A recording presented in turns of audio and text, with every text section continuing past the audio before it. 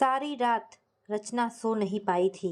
Birth पर लेटे लेटे ट्रेन के साथ भागते अंधकार को कभी कभी निहारने लगती। इतने समय बाद अपने पति से मिलने की सुखद कल्पना से उसके शरीर में सिहरन सी दौड़ गई थी। गाड़ी ठीक सुबह 5 बजे स्टेशन पर आ गई थी। कूली बुलवाकर उसने सामान उतरवाया और बेटे को गोद में लेकर वो स्टेशन पर उतरकर अपने पति आलोक को ढूंढने लगी।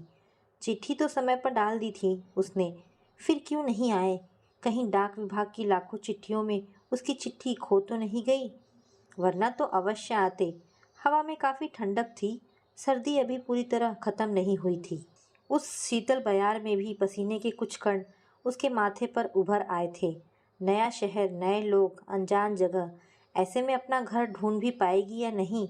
उसने पर्स खोलकर पते की डायरी निकाली और पास खड़े रिक्शे वाले को कस्तूरबा गांधी मार्ग चलने का निर्देश देकर पहले रिक्शे में सामान रखवाया और फिर गोद में बेटे को लेकर खुद भी बैठ गई। कैसी अजीब सवारी है ये रिक्शा भी, उसने सोचा। हर समय गिरने और फिसलने का डर बना रहता है। दो लोग भी कितनी मुश्किल से बैठ पाते हैं। दिल्ली में होती तो अपनी गाड़ी को दौड़ाती हुई अब तक कई किलोमीटर की दूरी तय कर चुकी होती। शहर की सुनसान सड़कें लांघता हुआ रिक्शा एक बंगले के पास आकर रुक गया था। उसने रिक्शे वाले को बाहर गेट पर ही पैसे देकर विदा किया और हाथ में बैग पकड़कर बंगले के बाहर आकर खड़ी हो गई थी। पहले का समय होता तो सीढ़ियां लांघती हुई, धड़धड़ाती हुई अब तक घर के अंदर पहुंच चुकी होती, पर इस समय एक संकोच उसके पांव जकड़ रहा था। घर तो उसका ही है, पति के घर को वह अपना ही तो कहेगी, लेकिन पिछले कई दिनों से उनके बीच एक दीवार सी खिंच गई थी। रचना चिर परिचित आवाज़ पर वह पीछे मुड़ गई थी, जैसे मुग्धावस्था से चौंकी हो। इतने समय बाद पति को देखकर वह उन्हें एकटक निहारती रह गई थी। रंग पहले से अधिक खिल उठा था, शरीर झरहरा पर चुस्त दुरुस्त। चलो अंदर चलो, यहाँ क्यों खड़ी हो? अपने कंधे पर कोमल स्पर्श पाकर वह चौंकी। खुशी, सामान उठाकर अंदर रखवा दो, आदेश देकर उन्होंने बेटे को गोद में उठा लिया और पत्नी से प्रश्न किया, चिट्ठी लिख देती, मैं तुम्हें लेने स्टेशन आ जाता। लिखी तो थी, फ़ोन भी करवाया था, पता चला दौरे पर गए हो तुम। उसने रुक रुक कर कहा, अच्छा शायद खुशी डाक देना भूल गई है। पिछले दिनों काफ़ी व्यस्त रहा, तभी खुशी ट्रे में आलोक के लिए नींबू पानी, उसके लिए चाय और बेटे के लिए गिलास में दूध व कुछ बिस्कुट रख गई थी। पिता पुत्र बातों में ऐसे व्यस्त हो गए जैसे सब कुछ एक ही दिन में जान समझ लेंगे। चाय की चुस्कियां लेते वह झाड़ू लगाती हुई खुशी को देखने लगी। सांवला चेहरा, कुमकुम की बिंदी, लाल बॉर्डर की साड़ी और कोल्हापुरी चप्पल, छरहरा शरीर जैसे उसकी अपनी थुलथुल काया का मजाक कर रहा था। गजब का आकर्षण है इस तरुणी में। चेहरे पर कुटिल मुस्कान घेराई थी। चाय की चुस्कियां लेते हुए रचना ने चोर दृष्टि से घर के हर कोने की टोह ले ली। घर का हर हिस्सा साफ सुथरा और सुव्यवस्थित था। कमरे में नीले रंग के पर्दे पर लाल रंग रचना को पसंद था। उसने घड़ी की ओर दृष्टि घुमाई। 9 बजने को आए थे। आलोक के दफ्तर जाने का समय हो गया था। यह सोच वह नाश्ता बनाने के लिए उठने लगी तो उन्होंने सब्र रोक दिया। जब से बीमार हुआ हूँ, भोजन सुबह सुबह पचता नहीं है। खुशी को माँ सब समझा गई है, वही बनाकर ले आएगी। तुम आराम से बैठो। मेज पर रखे बर्तनों की खनखनाहट सुनकर उसकी नज़र उस ओर चली गई थी। इलायची का छौंक लगाकर बनी खिचड़ी को सौंधी महक कमरे में फैल गई थी। नाश्ता करके दफ्तर जाते समय आलोक उससे कहते गए, जो भी काम हो खुशी से कह देना, यह सब काम बड़े सलीके से करती है। अनायास कहे पति के वाक्य उसे अंदर तक बींध गए। वह खुद पर तरस खाकर रह गई थी। ब्याह के कुछ ही दिनों में पति पत्नी के बीच संबंधों की खाई इसी बात पर ही तो गहराती गई थी। आलोक ऐसी जीवन साथी चाहते थे जो ढंग से उनकी गृहस्थी की सार संभाल करती, उनकी बूढ़ी माँ की सेवा करती और जब वे थके हारे दफ्तर से लौटे तो मुस्कान चेहरे पर फैलाकर उनका स्वागत करती। लेकिन सपनों की दुनिया में विचरण करने वाली रचना के लिए ये सब बातें दकियानूसी थी। वह तो पति और सास को यही समझाने का प्रयत्न करती रही कि औरत की सीमाएं घर गृहस्थी की सार संभाल और पति व सास की सेवा तक ही सीमित नहीं है। नौकरी करके 4 पैसे कमाकर जब वह घर लाती है, तभी उसे पूर्णता का एहसास होता है। आलोक समझाते रह गए थे कि उनकी अच्छी कमाई है, सिर पर छत है, जिम्मेदारी कोई खास नहीं, और जो है भी उसका निर्वहन करने में वे पूर्ण रूप से सक्षम है। पर महत्वाकांक्षी रचना के ऊपर से सब कुछ जैसे चिकने घड़े पर पड़े पानी सा उतर गया। अम्मा सोचती कि एक बार माँ बन जाने के खुद ही घर गृहस्थी में रम जाएगी, पर वहाँ भी निराशा ही हाथ लगी। अंश की किलकारियाँ दादी और पिता ने ही सुनी थी। उन्हीं दोनों की छत्र छाया में वह पला बढ़ा था। कुछ समय बाद आलोक को प्रमोशन मिली, जिससे तनख्वाह भी बढ़ी और रहन सहन का स्तर भी। उन्होंने बेटे का दाखिला एक अच्छे पब्लिक स्कूल में करवा दिया था। कभी किसी चीज़ की कमी नहीं थी। एक बार फिर उन्होंने रचना को नौकरी छोड़ने के लिए कहा था। समझाया था कि बच्चे की सही परवरिश के लिए माँ का घर पर होना बहुत ज़रूरी है। पर भौतिकवाद में विश्वास करने वाली पत्नी ने उन्हें यह कहकर चुप करवा दिया कि यह परवरिश तो आया और शिक्षिका भी कर सकती है, और फिर दोहरी आय से ये सुविधाएं तो आसानी से जुटाई जा सकती हैं। नन्हे अंश के मुंह में जब आया निवाला डालती तो आलोक नाराज हो उठते। बूढ़ी अम्मा को घर के काम में जुटा देखते तो मन रुदन कर उठता कि उन्होंने ब्याह ही क्यों किया। इस बात का जवाब अपने मन में ढूंढना खुद उनके लिए बहुत बड़ा संघर्ष था। कुछ भी कहकर अपमानित होने से अच्छा है होठ सीकर रहा जाए। उन्हीं दिनों उनका ट्रांसफ़र दार्जिलिंग हो गया। आलोक वहाँ जाना नहीं चाहते थे, इसीलिए नहीं कि उन्हें दिल्ली से विशेष लगाव था, बल्कि इसलिए कि वे जानते थे कि पत्नी कभी भी उनके साथ चलने को तैयार नहीं होगी और ना ही नौकरी से त्यागपत्र देगी। ऐसे में अम्मा और बेटे को अकेले भी नहीं छोड़ सकते और स्वयं रुक भी नहीं सकते। इसीलिए अकेले ही जाने का निश्चय करके उन्होंने अपना यह निर्णय जब अम्मा को सुनाया तो उनके धैर्य का बांध ढहने लगा। वे उन्हें वहाँ अकेले कैसे जाने देती? कौन उनकी देखभाल करेगा? माँ ने रचना को समझाया था, पति पत्नी को एक ही देहरी में रहना होता है, जन्म जन्म का साथ होता है दोनों का। पर रचना ने माँ की बात समझने के बदले समझाना उचित समझा था। अपनी ओर से खुद ही सफाई देकर उसने पल भर में अपना निर्णय सुना दिया था। 3 ही बरस की तो बात है, पलक झपकते ही गुजर जाएंगे। अब तो अंश भी अच्छे स्कूल में जाने लगा है। अच्छे स्कूलों में दाखिले आसानी से तो मिलते नहीं। एक बार पूरा तामझाम समेटो और फिर वापस आओ, मुझसे नहीं होगा यह सब। वे अपनी अर्धांगिनी से इससे अधिक आशा कर भी नहीं सकते थे। आलोक ऐसे मौक़े पर गजब की चुप्पी इख्तियार कर लेते थे।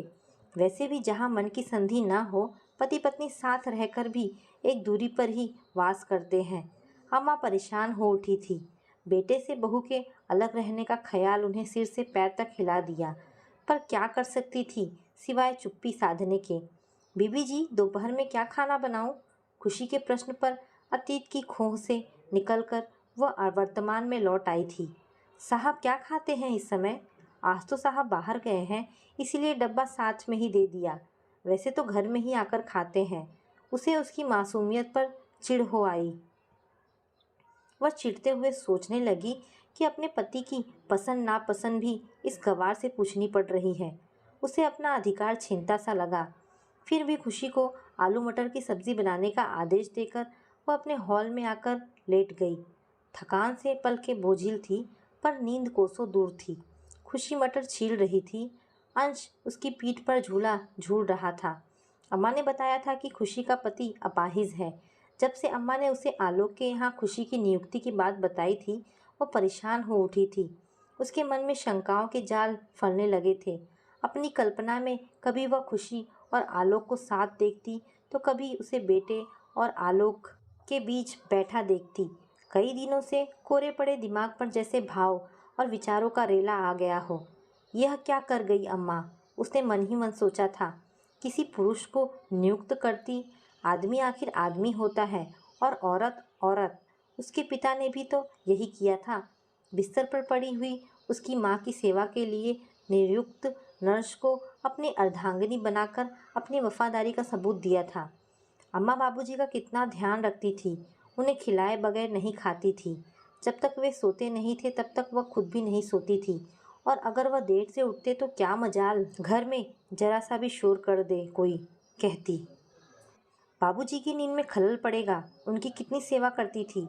पर एक बार बिस्तर पर पड़ी तो बाबूजी की सारी ईमानदारी आंधी में उड़ने वाले तिनके समान उड़ गई थी। माँ लाख सिर पटकती रही, पर मुट्ठी में बंद रेत की तरह सब कुछ फिसल कर रह गया था। अम्मा तो दोषी नहीं थी, हारी बीमारी पर किसी का जोर नहीं चलता है। पर रचना ने तो खुद मुसीबत को न्योता दिया था। ब्याह के बाद से आज तक उसने पति की सेवा करना तो दूर, कभी उसके दिल में झांकने की भी चेष्टा नहीं की थी। यहाँ आने के लिए अम्मा ने उस पर कितना जोर डाला था, पर वही नहीं मानी थी। पति जब भी अपनी परेशानियों की चर्चा उससे करते, वह सुनी अनसुनी कर देती। अम्मा के कानों तक ये बातें ना पहुँचे, यही प्रयत्न रहता उसका। डरती थी कि अम्मा उसे जबरन पति के पास भेज देंगी। फिर उसकी नौकरी का क्या होगा, उज्जवल भविष्य का क्या होगा। धीरे धीरे आलोक दिल्ली कम आने लगे थे। एक तो लंबा सफ़र उनके तन मन को शिथिल करता, ऊपर से पत्नी की तटस्थता और अवहेलना आहत कर जाती थी। बस माँ का प्यार और बेटे का दुलार ही उन्हें शांति प्रदान करता था। फ़ोन पर अक्सर बात कर लेते थे। वह भी ज्यों ही रचना फ़ोन उठाती, उन्हें कई काम याद आ जाते। कहने सुनने को रहा भी क्या था। पिछली बार उन्होंने अम्मा को फ़ोन पर बताया था कि वे काफ़ी दिनों से बीमार थे, उन्हें अतिसार हो गया था, अन्न का एक दाना भी नहीं पचता था। बेटे की बीमारी की खबर सुनकर माँ सुलग उठी थी। उन्होंने अपने ज़माने की कई पतिव्रता औरतों के उदाहरण दे डाले थे कि ऐसे समय में पत्नी ही तो पति की सेवा करती है। बीमार इंसान दवा के साथ साथ प्यार और सहानुभूति की भी आशा रखता है। पर बहू के समक्ष सुनहरा भविष्य और शानदार कैरियर एक बार फिर मुंह बाएं खड़ा हो गया था। उन दिनों दफ्तर में प्रमोशन की नई सूची बन रही थी। ऐसे में उसका कहीं भी जाना नामुमकिन था। जो उसने फ़ोन पर पानी उबालकर पीने और समय पर दवा लेने की हिदायत देकर अपने कर्तव्य से छुट्टी कर दी थी। बेटे के पास अम्मा ही पहुंची थी। अम्मा ने ही पूरी तरह से उनकी देखभाल की थी। जब लौटने लगी तो खुशी को बेटे की देखभाल के लिए नियुक्त कराई थी। घर लौटकर उन्होंने खुशी की प्रशंसा में ज़मीन आसमान एक कर दिया था। अब यह प्रशंसा बहू को कुढ़ाने के लिए करती थी या उसके मन में पति के प्रति प्रेम का बीज अंकुरित करने के लिए, यह तो वही जाने। पर रचना इस अनदेखी महिला के प्रति ईर्ष्यालु हो उठी थी। खुशी के रूप में उसके समक्ष मानो एक पत्थर की दीवार खड़ी हो गई थी। ठोस, ठंडी और पथरीली दीवार जिस पर वह मुट्ठियां पटकती रहती, पर कोई उत्तर नहीं मिलता था। पति पत्नी के संसार को नष्ट भ्रष्ट करता कोई तीसरा वहाँ पसर जाए, इससे पहले ही वह यहाँ आ पहुँची थी। उसे यहाँ आए हुए 8 दिन हो गए थे, पर वह पूरी तरह से अपनी गृहस्थी संभाल नहीं पा रही थी। दैनिक दिनचर्या की छोटी छोटी परेशानियों में उसने कभी दिलचस्पी नहीं ली थी। सभी खुशी कर रही थी। उस दिन रविवार था। सभी बाहर आंगन में बैठकर सर्दी की कुनकुनाती धूप का आनंद ले रहे थे। खुशी कपड़े धो रही थी।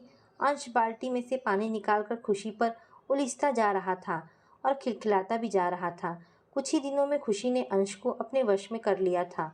हाँ, बच्चों के साथ बड़ों को भी अपने वश में करने की अद्भुत क्षमता है इसमें।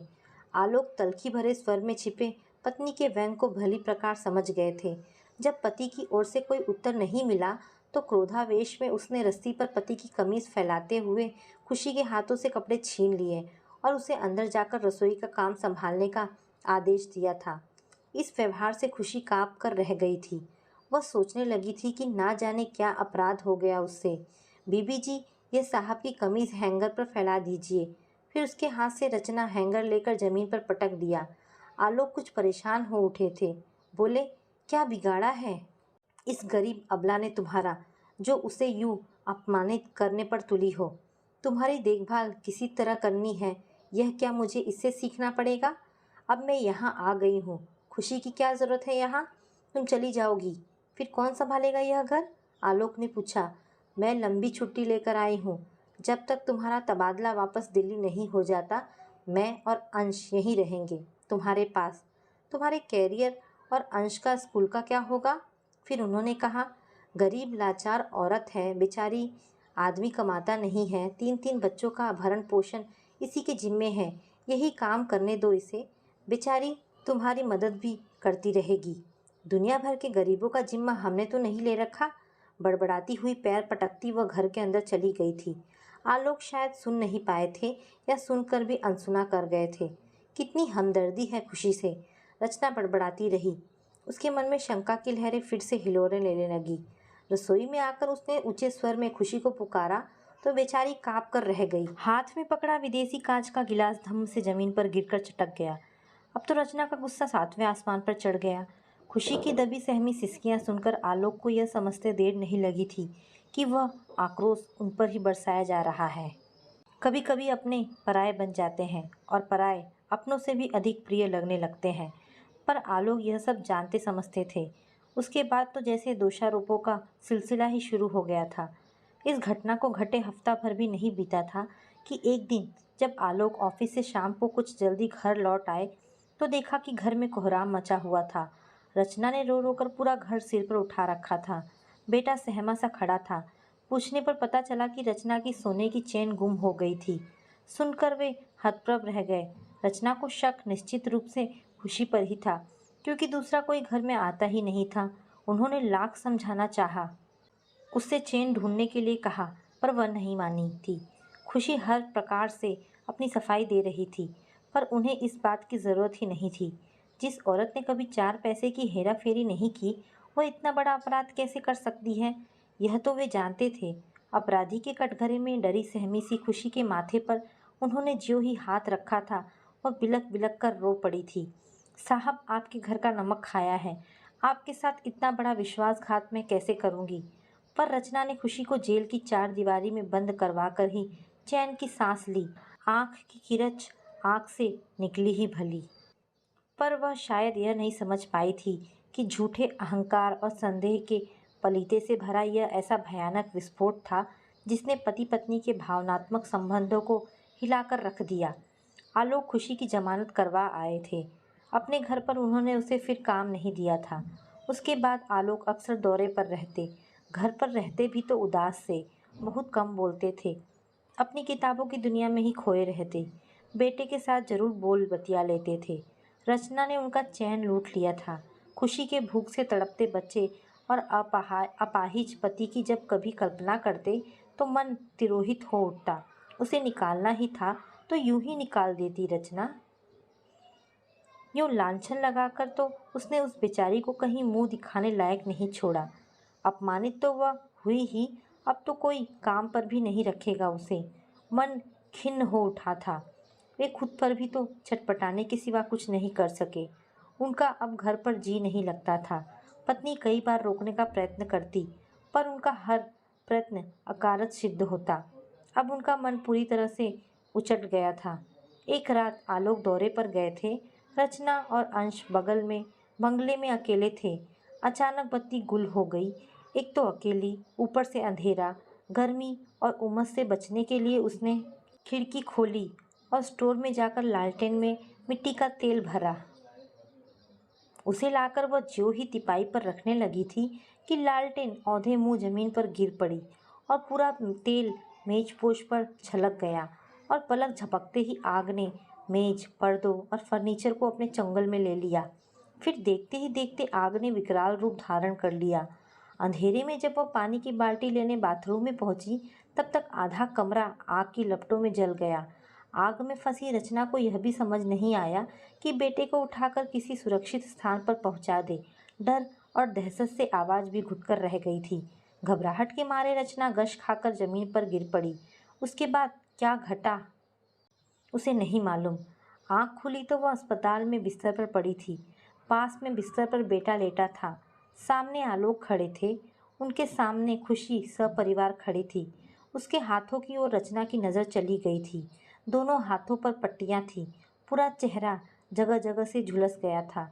उसने छींट स्वर में पूछा, तुम्हारे हाथों को क्या हुआ? आपको और अंश को बचाने के प्रयास में इसके हाथ बुरी तरह झुलस गए हैं। समय पर अगर यह आपको न बचाती तो आपका बचना नामुमकिन था। डॉक्टर ने रचना को बताया तो एकाएक वह भयानक मंजर उसे याद हो आया था। देर तक वह खुशी को निहारती रही।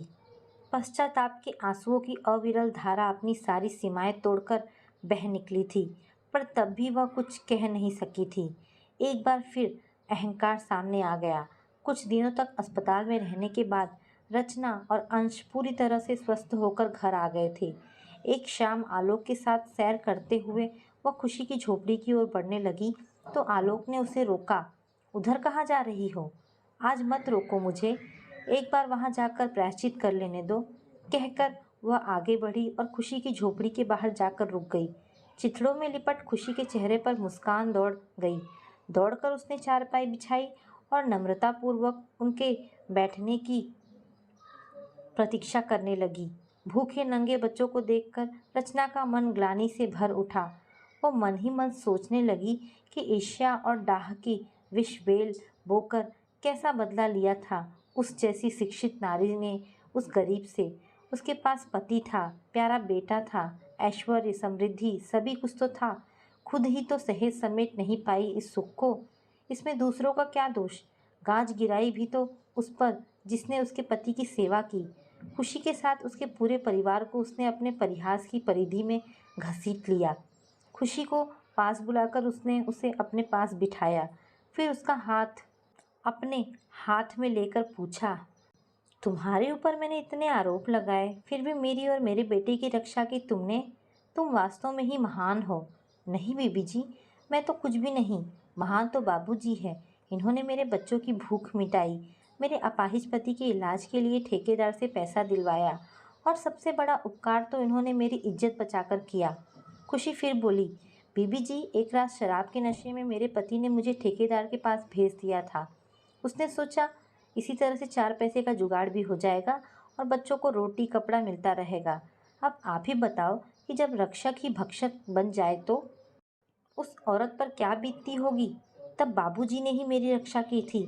मैं तो अपना भाई, पिता सब कुछ ही इन्हें मानती हूँ। मैंने आपके घर का नमक खाया है, और फिर जब मेहनत करने के लिए 2 हाथ दिए हैं तो इंसान कुकर्म करे ही क्यों। रचना की नज़रों में खुशी बहुत ऊपर उठ गई थी, आसमान से भी ऊपर। आलोक कुछ कहना चाह ही रहे थे कि उसने अपनी हथेली उनके होठों पर रख दी।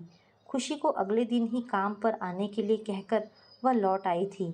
अब नई सुबह वह उसकी प्रतीक्षा में खड़ी थी, जिसमें संदेह और शंका के लिए कोई स्थान नहीं था।